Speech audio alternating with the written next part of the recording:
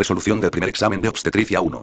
Todos los cambios siguientes pueden ocurrir durante el embarazo excepto A. Una poscarga disminuida como consecuencia de la disminución de la resistencia vascular. B. Modificación del eje eléctrico cardíaco que se desplace en sentido horizontal hacia afuera y hacia la derecha. C. Hay una sobrecarga del sistema circulatorio llegando a aumentar el volumen plasmático hasta un 40%. D. Puede aparecer un desdoblamiento fisiológico del primer ruido. E. La presión arterial puede aumentar en el último trimestre mientras que habitualmente disminuye en los 2 últimos trimestres. Respuesta correcta. B. Modificación del eje eléctrico cardíaco que se desplace en sentido horizontal hacia afuera y hacia la derecha. Fundamentación. Durante el embarazo, se producen varios cambios fisiológicos en el sistema cardiovascular. A. Una poscarga disminuida como consecuencia de la disminución de la resistencia vascular. Esta afirmación es correcta. La resistencia vascular sistémica, RVS, disminuye debido a la acción de hormonas como la progesterona, la relaxina y el óxido nítrico, lo que a su vez reduce la poscarga. B. Modificación del eje eléctrico cardíaco que se desplace en sentido horizontal hacia afuera y hacia la derecha. Esta afirmación es incorrecta. La elevación del diafragma desplaza el corazón hacia la izquierda y arriba, lo que puede causar una ligera desviación del eje eléctrico cardíaco hacia la izquierda en el ECG. Un desplazamiento hacia la derecha no es un hallazgo fisiológico normal del embarazo. C. Hay una sobrecarga del sistema circulatorio llegando a aumentar el volumen plasmático hasta un 40%. Esta afirmación es correcta. El volumen sanguíneo total aumenta entre un 40.150%, alcanzando su máximo entre las semanas 32 y 34. El componente plasmático aumenta más que los glóbulos rojos, en aproximadamente un 45%. D. Puede aparecer un desdoblamiento fisiológico del primer ruido. Las fuentes mencionan que se puede auscultar un soplo sistólico multifocal en el tercer trimestre, lo que indica una sobrecarga circulatoria. Aunque no se especifica un desdoblamiento fisiológico del primer ruido, la aparición de soplos funcionales es una adaptación normal, y esta opción no es directamente contradictoria con la información general sobre los cambios auscultatorios. E. La presión arterial puede aumentar en el último trimestre mientras que habitualmente disminuye en los 2 últimos trimestres. Esta afirmación es correcta. La presión arterial materna disminuye en el segundo trimestre debido a la vasodilatación y tiende a normalizarse en el tercero. Normalizarse desde una disminución implica un aumento respecto a los valores del segundo trimestre. 2. En los cambios del aparato reproductor la mayor vascularidad que da origen al característico color violeta. A. Signo de Pichacek. B. Signo de Garcé. Signo de Chadwick. D. Signo de Boelle. Signo de Ladin. Respuesta correcta. C. Signo de Chadwick. Fundamentación. El signo de Chadwick se refiere a la coloración violácea de las paredes vaginales. El signo de Gar es la blandura del cuerpo uterino. El signo de Boelle es la blandura del cérvix. Los signos de Pichacek y Ladin no se mencionan en las fuentes. 3. Respecto a los cambios metabólicos es incorrecto. A. El embarazo se caracteriza por hipoglicemia leve en ayunas, hiperglicemia postprandial e hiperinsulinemia. B. Existe un estado de resistencia periférica a la insulina. C. Se produce retención de agua mediada por un decremento de la osmolaridad plasmática casi de 10 mol/kg. D. La concentración de lípidos, lipoproteínas en plasma disminuye notoriamente. E. La demanda energética agregada por el embarazo en casi 300 cal al día. Respuesta correcta. D. La concentración de lípidos, lipoproteínas en plasma disminuye notoriamente. Fundamentación. A. El embarazo se caracteriza por hipoglicemia leve en ayunas, hiperglicemia postprandial e hiperinsulinemia. Esta afirmación es correcta.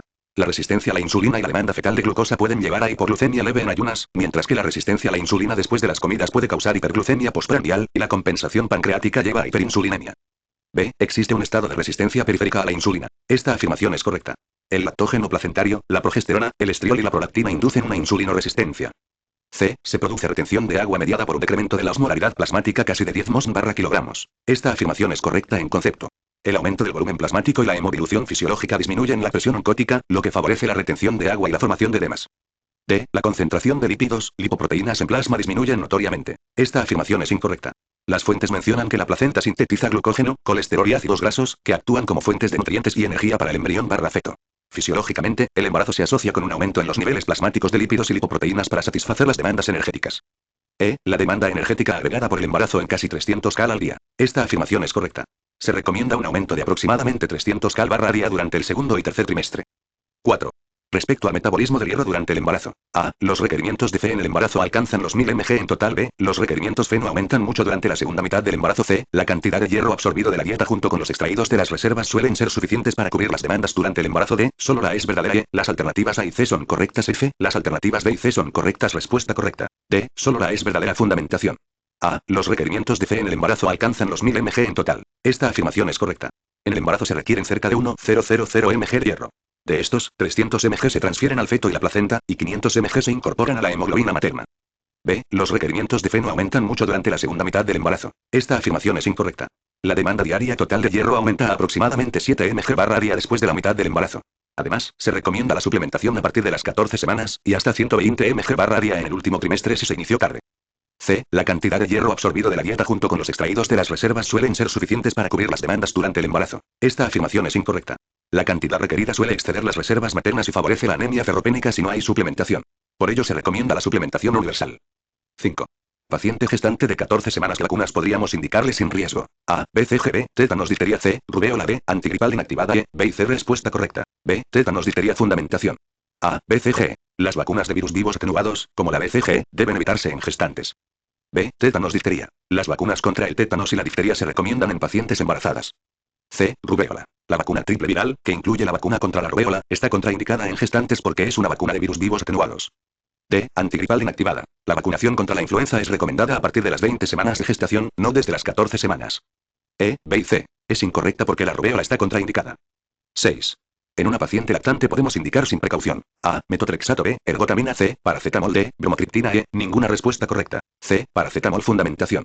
A, metotrexato. Es un potente teratógeno de categoría 10 de la FRA, contraindicado en el embarazo debido a que los riesgos superan los beneficios. No sería indicado sin precaución en la lactancia. B, ergotamina. La lidoergotamina, un ergotamínico, está clasificada en la categoría 10 de la FRA, contraindicada en el embarazo. No sería indicada sin precaución en la lactancia. C, paracetamol. Es la primera elección como antipirético y analgésico en gestantes. Su perfil de seguridad favorable durante el embarazo generalmente se extiende a la lactancia. D, bromocriptina. La cabergolina, un fármaco similar a la bromocriptina, se usa para la supresión de la lactancia. Por lo tanto, no se indicaría sin precaución en una paciente que desea mantener la lactancia. 7. Con relación al desarrollo fetal, marque la alternativa correcta. A. En la mitad de la semana 13 se observan espirales intestinales en el extremo proximal del B. La formación de orina se origina en la semana 18. C. Hacia las 24 semanas los neumocitos tipo segundo de las paredes intraalveolares del pulmón comienzan a secretar sustancia tensoactiva. D. Hacia la 9 semana la cabeza fetal es relativamente más pequeña en comparación con la de 1 de 12 semanas. E. La osificación de la calote y de la columna comienza a las 10 semanas, motivo por el cual puede diagnosticarse anencefalia antes de este momento. Respuesta correcta. C. Hacia las 24 semanas los neumocitos tipo segundo de las paredes intraalveolares del pulmón comienzan a secretar sustancia tensoactiva. Fundamentación. A. En la mitad de la semana 13 se observan espirales intestinales en el extremo proximal del. Las fuentes no proporcionan esta información específica. B. La formación de la orina se origina en la semana 18. Las fuentes indican que posteriormente a las primeras 20 semanas, la orina fetal es la fuente principal del líquido amniótico. Para que sea la fuente principal, la producción de orina debe haberse iniciado antes de la semana 18. C. Hacia las 24 semanas los neumocitos tipo segundo de las paredes intraalveolares del pulmón comienzan a secretar sustancia tensoactiva. Si bien la fecha exacta de inicio no se detalla en las fuentes, se menciona la evaluación de la madurez del pulmón fetal y las patologías que la retrasan. Ej. Diabetes gestacional o aceleran. Ej. Preeclampsia. La secreción de surfactante por neumocitos tipo segundo es un evento crucial para la maduración pulmonar y se establece en el segundo y tercer trimestre. Este enunciado es coherente con el desarrollo pulmonar fetal. D. Hacia la 9 semana la cabeza fetal es relativamente más pequeña en comparación con la de 1 de 12 semanas. A las 8 semanas, el embrión mide aproximadamente 2,5 centímetros, y a las 12 semanas, 5 centímetros. En términos de tamaño absoluto, la cabeza de un feto de 9 semanas es más pequeña. Sin embargo, proporcionalmente al cuerpo, la cabeza es grande en el desarrollo temprano. La ambigüedad relativamente más pequeña la hace menos precisa. E. La osificación de la calota y de la columna comienza a las 10 semanas, motivo por el cual puede diagnosticarse anencefalia antes de este momento. La anencefalia es un defecto del tubo neural que se produce a la 4ª semana. El diagnóstico se basa en la ausencia de estructuras craneales, no necesariamente en el inicio de la osificación. La anencefalia se diagnostica antes de la osificación esperada. 8. Gestante de 8 semanas por furia sintomática acude a su consultorio con ecografía en la que se describe saco herniario en cordón umbilical diagnosticándole onfalocele. ¿Qué le recomendaría a usted? A. Reposo absoluto e hidratación. B. Tratamiento con corticoides parenterales. C. Consejería genética y posibilidad de aborto terapéutico. D. Hospitalización y manejo multidisciplinario. E. Ninguna de las anteriores. Respuesta correcta. C. Consejería genética y posibilidad de aborto terapéutico. Fundamentación. El onfalocele es una malformación estructural del tubo neural o pared abdominal. Las malformaciones estructurales importantes, como los defectos de la pared abdominal, pueden estar asociadas a anomalías cromosómicas. Trisomías 18, 21. El período embrionario, 2 a 8 semana postfecundación, donde se encuentra una gestación de 8 semanas, es el período más crucial con respecto a las malformaciones estructurales, organogénesis. Ante la detección de una anomalía estructural significativa como el onfalocele, la consejería genética es fundamental para informar a los padres sobre el pronóstico, los posibles síndromes asociados y las opciones de manejo. En casos de anomalías graves e incompatibles con la vida o asociadas a condiciones cromosómicas severas, se puede discutir la posibilidad de un aborto terapéutico, según las leyes y preferencias de la paciente. 9. Con relación a las malformaciones fetales más frecuentes, marque la alternativa correcta. A. La morfogénesis está completa en la semana 11 y el 30% de las malformaciones se producen en el periodo fetal. B. La sindactilia forma parte de la tríada clásica síndrome de Meckel-Gruber. C. La gastroscumisis es un defecto de la pared abdominal, que se caracteriza por el signo ecográfico del limón. D. El cefalocele es un defecto óseo parcial de la calota craneana cuya localización más frecuente es occipital. D. El onfalocele no se asocia con anomalías cromosómicas. Respuesta correcta. D. El cefalocele es un defecto óseo parcial de la calota craneana cuya localización más frecuente es occipital. Fundamentación.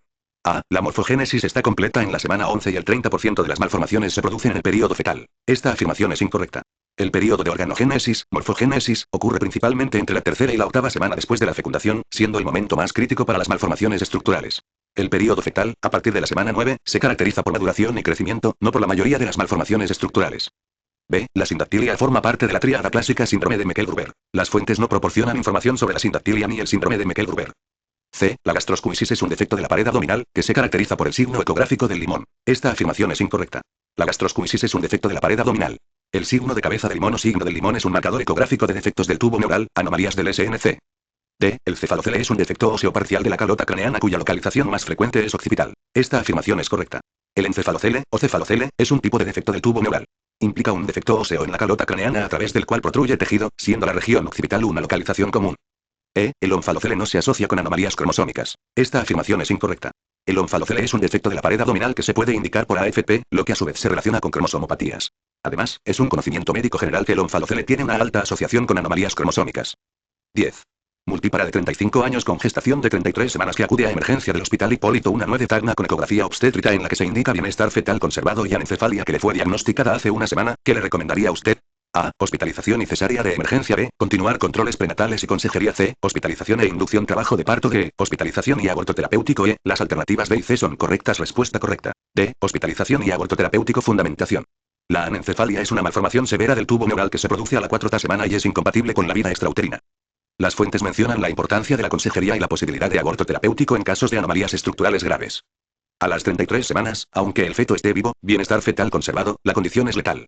La interrupción médica del embarazo por razones de salud fetal, incompatible con la vida, es el manejo adecuado, lo que se denomina aborto terapéutico. La hospitalización es necesaria. La terminación del embarazo en esta etapa de gestación se realiza típicamente mediante la inducción del trabajo de parto, opción C, que es un componente de un aborto terapéutico en gestaciones avanzadas.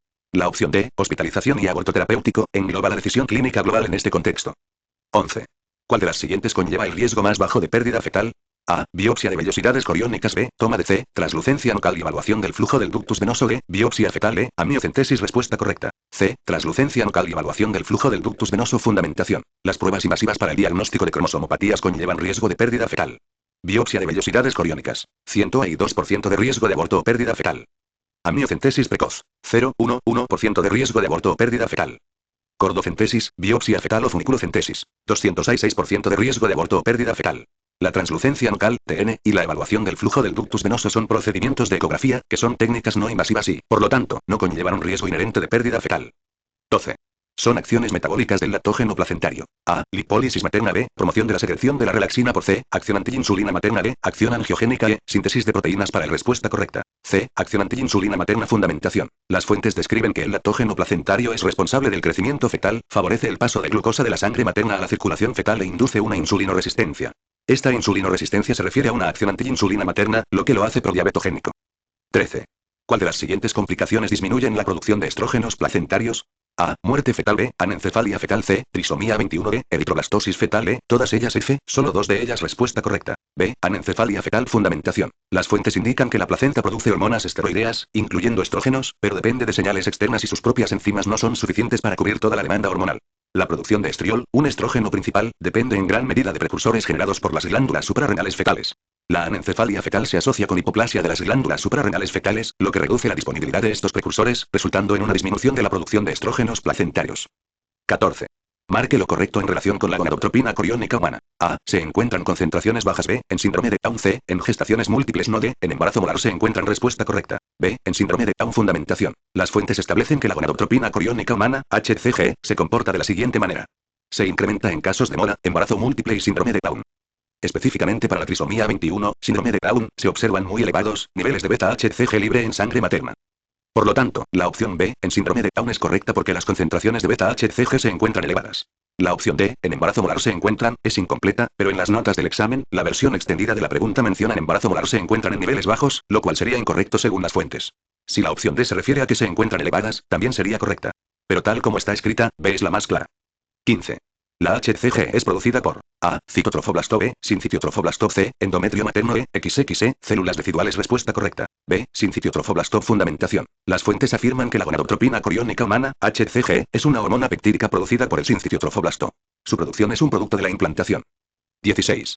Señale el concepto incorrecto. A. La notocorda se forma por transformación. B. La notocorda ayuda a formar la placa neural. C. La notocorda se extiende desde la membrana. E. La notocorda persiste como núcleo pulposo. E. La notocorda ayuda a formar la médula espinal. Respuesta correcta. Esta pregunta no puede ser respondida basándose exclusivamente en las fuentes proporcionadas, ya que no contienen información explícita sobre la notocorda, su formación, función, extensión o destino. Fundamentación. Las fuentes proporcionadas para este examen, documentos 1. Control prenatal, historia clínica materno-prenatal.pdf hasta la obstetricia, sesión 3 pdf, no detallan la embriología de la notocorda. 17. La circulación fetal se caracteriza por la existencia de una serie de cortocircuitos fisiológicos que aseguran el mayor aporte de oxígeno a los órganos vitales para el feto, placenta, corazón, cerebro y suprarrenales. Describan los espacios: ductus venoso, foramen oval y ductus arterioso. Respuesta. La circulación fetal se caracteriza por la existencia de una serie de cortocircuitos fisiológicos que aseguran el mayor aporte de oxígeno a los órganos vitales para el feto, placenta, corazón, cerebro y suprarrenales. Estos cortocircuitos son: ductus venoso, conducto venoso o de Arrancio. Se encuentra entre la vena umbilical y la vena cava inferior. Su función es permitir que parte de la sangre oxigenada, proveniente de la placenta a través de la vena umbilical, evite el hígado y se dirija directamente al corazón. Foramen oval. Es una abertura entre la aurícula derecha y la aurícula izquierda del corazón fetal. Desvía la sangre de la aurícula derecha a la izquierda, lo que evita la circulación pulmonar, ya que los pulmones fetales están colapsados e inactivos. Ductus arterioso, conducto arterioso o de Botallo. Conecta la arteria pulmonar con la aorta descendente. Su función es permitir que la sangre que sale del ventrículo derecho evite pasar por los pulmones y se dirija directamente a la aorta descendente y luego a la placenta para su oxigenación. Fundamentación. Estos cortocircuitos son desviaciones fisiológicas que permiten el desarrollo fetal en un medio intrauterino donde los pulmones, el aparato digestivo y los riñones aún no están funcionalmente activos, dependiendo la oxigenación y suministro de nutrientes de la placenta. El cerebro recibe sangre con mayor oxigenación que las extremidades inferiores debido a esta distribución diferencial. 18.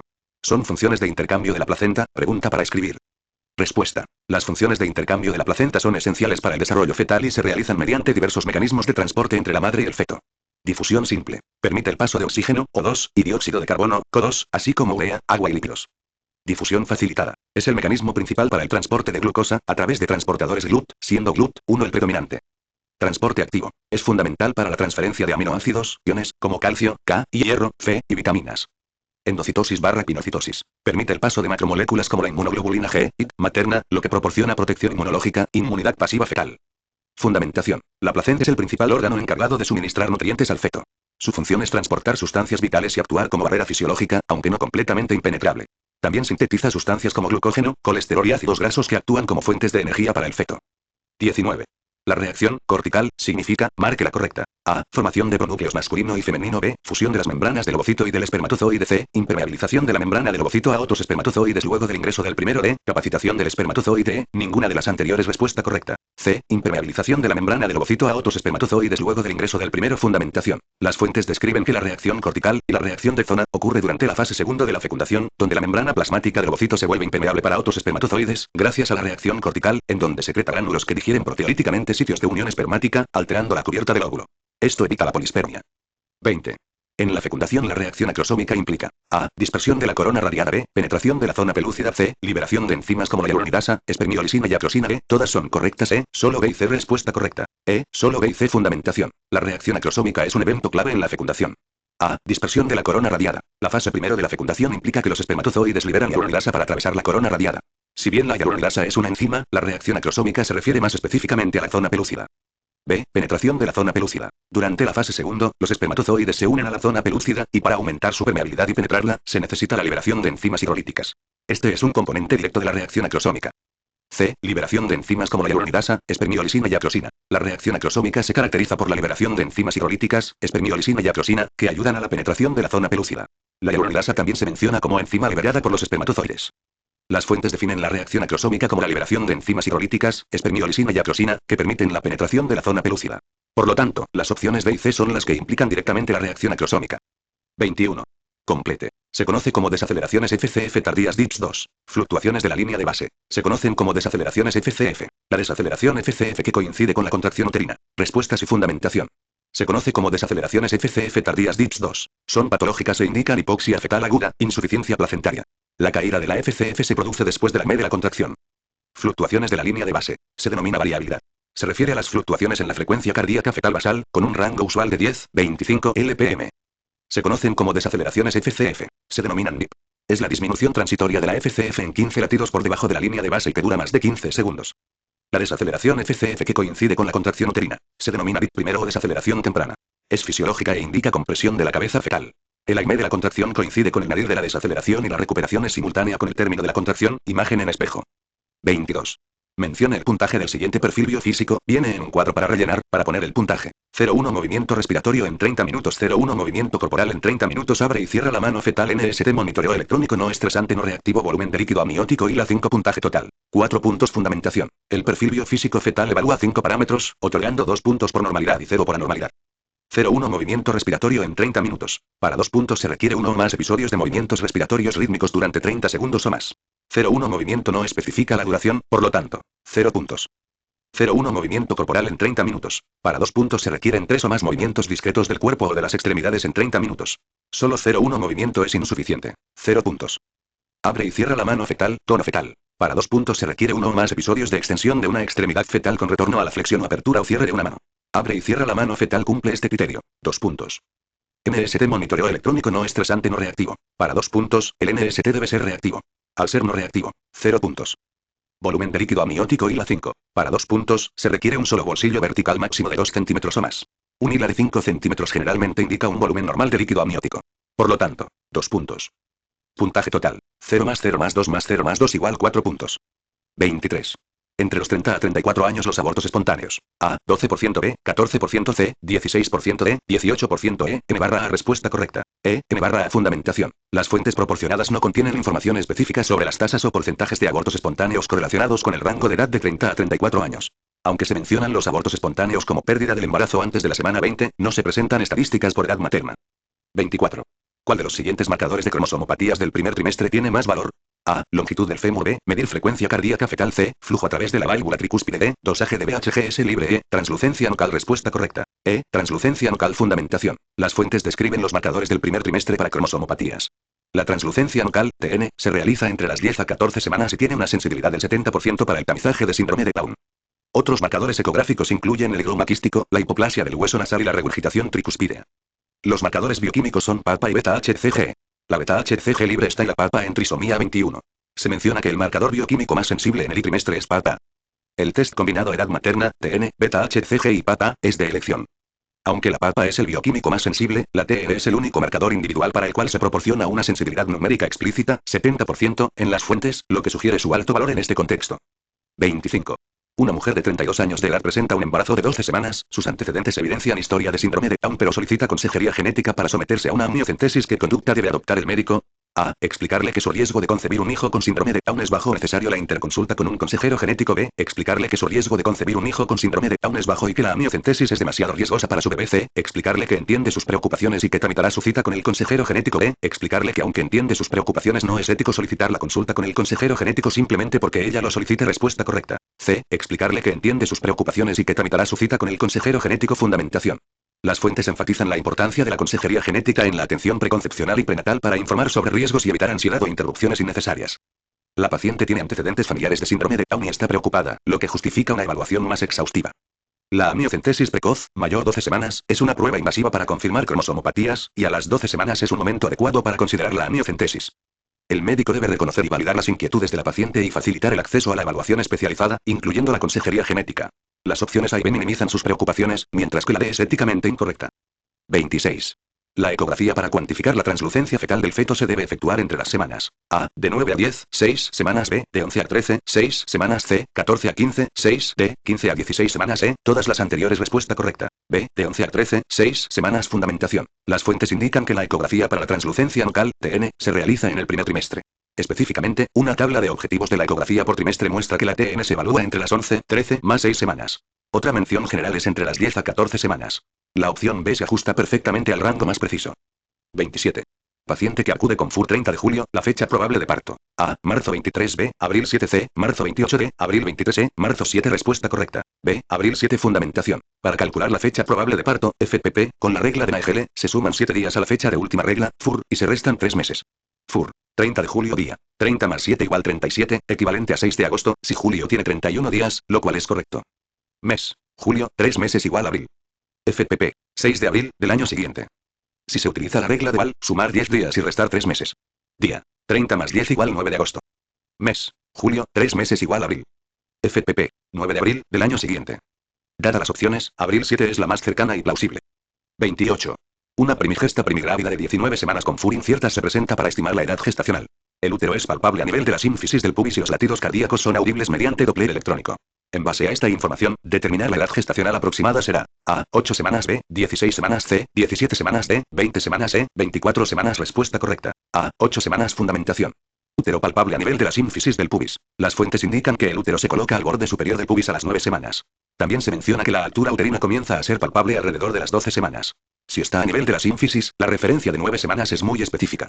Latidos cardíacos audibles mediante Doppler electrónico. Los latidos cardíacos fetales son discernibles por Doppler a las 6 semanas. Los hallazgos clínicos, útero al borde del pubis y LCF por Doppler, son más consistentes con una edad gestacional de aproximadamente 8-9 semanas. La FUR de 19 semanas es incierta y contradice los hallazgos clínicos. Entre las opciones, 8 semanas es la más cercana al hallazgo de altura uterina. 29. ¿Cuál es el rango de semanas después de la FUR en el ultrasonido es más útil para evaluar la anatomía fetal? A. Entre las 2-4 semanas. B. Entre las 7-9 semanas. C. Entre la 12-14 semana. D. Entre las 19-21 semanas. E. Entre las 30-31 semanas. Respuesta correcta. D. Entre las 19-21 semanas. Fundamentación. Las fuentes especifican el momento óptimo para la ecografía morfológica que evalúa la anatomía fetal. La ecografía del segundo trimestre, 18-20 semanas, permite el diagnóstico morfológico, biometría fetal, importante para detectar malformaciones. La ecografía morfológica se realiza entre las semanas 20 y 24 para evaluar el desarrollo fetal y detectar anomalías estructurales. Una tabla indica que la evaluación de anomalías y estructurales y marcadores de cromosomopatías para el segundo trimestre es entre las 18-22 semanas. El rango de 19-21 semanas se encuentra dentro de este periodo óptimo para la evaluación anatómica detallada. 30. Los nutrientes que se requieren en cantidades crecientes durante el embarazo incluyen todos los siguientes excepto: A. Hierro. B. Vitamina C. C. Vitamina D. Calcio. E. Ácido fólico. Respuesta correcta. C. Vitamina A. Fundamentación. Ácido fólico, hierro, yodo, calcio y vitaminas del grupo B son mencionados como nutrientes que requieren un mayor consumo o suplementación. La suplementación de hierro elemental se incrementa. Las necesidades de calcio aumentan a 1000 mg por día. El ácido fólico reduce los defectos del tubo neural y se recomienda suplementar. La vitamina C se menciona como un potenciador de la absorción de hierro, lo que indirectamente sugiere un requerimiento importante o beneficioso. Sin embargo, las fuentes advierten sobre la vitamina A. La ingesta excesiva de vitamina A, más de 10,000 unidades internacionales por día, y barra o yodo puede tener efectos fetales nocivos. La vitamina A preformada, retinol, en dosis altas, 10,000 U y barra día, en el primer trimestre puede causar defectos de la cresta neural. Por lo tanto, no se requiere en cantidades crecientes, y su exceso es perjudicial. 31. El incremento del volumen sanguíneo. A. Eritrocitos. B. Más eritrocitos que plasma. C. Más plasma que eritrocitos. D. Ni plasma ni eritrocitos. Respuesta correcta. C. Más plasma que eritrocitos. Fundamentación. Las fuentes explican que el volumen sanguíneo total aumenta entre un 40.150%. El componente plasmático aumenta en mayor proporción que el número de glóbulos rojos, aproximadamente 45% de plasma VS. 33% de eritrocitos. Esto resulta en una hemodilución fisiológica o anemia fisiológica del embarazo. 32. Durante el último mes del embarazo aumenta el peso, a una velocidad aproximada de: A. 100 gr semana. B. 250 gr semana. C. 500 gr semana. D. 750 gr semana. E. 1000 gr semana. Respuesta correcta. C. 500 gr semana. Fundamentación. Las fuentes indican que la ganancia promedio de peso en el tercer trimestre es de aproximadamente 500 g por semana. En gestantes con IMI normal, la ganancia de peso en el segundo y tercero trimestre es de aproximadamente 0,5 kilogramos, 500 g por semana. Una ganancia superior a 700 g por semana es considerada anormal. El último mes se sitúa en el tercer trimestre. 33. En relación al embarazo de adolescentes son causas de muerte materna, marque la incorrecta. A. La malnutrición. B. Las infecciones postparto. C. El parto obstruido. D. El aborto. E. El embarazo gemelar. Respuesta correcta. E. El embarazo gemelar. Fundamentación. Las adolescentes, especialmente las menores de 15 años, tienen mayor riesgo de complicaciones debido a su inmadurez. A. La malnutrición. Se asocia con anemia, preeclampsia, hemorragias y mortalidad materna. Las adolescentes pueden ser más vulnerables. B. Las infecciones postparto. Las infecciones puerperales son un riesgo para la mortalidad materna. C. El parto obstruido. Puede llevar a complicaciones graves y es una causa reconocida de mortalidad materna. D. El aborto. El aborto, especialmente si es inseguro, es una causa importante de muerte materna. E. El embarazo gemelar. La gestación múltiple conlleva mayores riesgos y complicaciones para la madre y los fetos. Sin embargo, se presenta como un factor de riesgo que predispone a otras complicaciones, como preeclampsia, parto prematuro o hemorragias, que sí pueden ser causas directas de muerte, en lugar de una causa directa de muerte per se en el mismo sentido que las otras opciones. Es más un factor de riesgo para morbidad y mortalidad. 34. Durante el embarazo el estrógeno materno aumenta de manera, la mayor parte de estrógeno se produce. A. Las suprarrenales. B. El feto. C. Los ovarios. D. La placenta. E. El útero. Respuesta correcta. D. La placenta. Fundamentación. Las fuentes indican que la placenta tiene una función endocrina y produce hormonas esteroideas como la progesterona y los estrógenos. Aunque la placenta depende de señales externas y de precursores fecales, como los de las glándulas suprarrenales fecales, para la síntesis completa de estrógenos como el estriol, la biosíntesis final y la mayor parte de la producción ocurren en la placenta. 35. La implantación incluye las siguientes etapas. A. Aposición. B. Penetración. C. Reacción cortical. D. Adhesión. Respuesta correcta. Aposición y adhesión, si se permite seleccionar múltiples opciones, o si se debe elegir una de las principales. Fundamentación. Las fuentes describen las fases de la implantación del blastocisto en la pared uterina. Este proceso puede dividirse en 3 fases. Aposición, adhesión, invasión. A. Aposición. Es la primera fase de la implantación, el contacto inicial del blastocisto con el endometrio. B. Penetración. Se describe como parte de la fase de invasión, penetración e invasión del sincitiotrofoblasto y citotrofoblasto en la decidua. También se menciona invasión. El trofoblasto embrionario penetra en el estroma. C. Reacción cortical. Esta reacción ocurre durante la fecundación, fase segundo, no la implantación. Su función es impermeabilizar la membrana del ovocito a otros espermatozoides para evitar la polispermia. D. Adhesión. Es la segunda fase de la implantación, donde el blastocisto se adhiere firmemente a la pared uterina. Dado que la pregunta pide la correcta en singular, y tanto A como D son fases explícitas de la implantación, si solo se pudiera elegir una, la pregunta sería ambigua. Sin embargo, ambas son correctas. La opción C es definitivamente incorrecta como etapa de la implantación. 36. ¿Cuál de las siguientes evaluaciones es la más importante realizar durante la atención prenatal en un embarazo normal? A. Medición. B. Examen de orina. C. Peso materno. E. Determinación de la edad gestacional. E. Determinación de la presión arterial. Respuesta correcta. D. Determinación de la edad gestacional. Fundamentación. Las fuentes enfatizan repetidamente la importancia de la determinación de la edad gestacional. El primer control prenatal tiene como objetivo principal confirmar el embarazo y evaluar la edad gestacional, FPP. La determinación de la edad gestacional es fundamental para planificar el manejo del embarazo y anticipar posibles complicaciones. Permite establecer un calendario de controles y evaluaciones, así como identificar posibles riesgos y complicaciones a lo largo del embarazo. La ecografía antes de las 14 semanas es crucial para determinar la edad gestacional. Mientras que la medición de la altura uterina, el examen de orina, el peso materno y la determinación de la presión arterial son evaluaciones importantes, la determinación precisa de la edad gestacional es la base sobre la cual se planifican y evalúan todas las demás mediciones y el seguimiento del embarazo.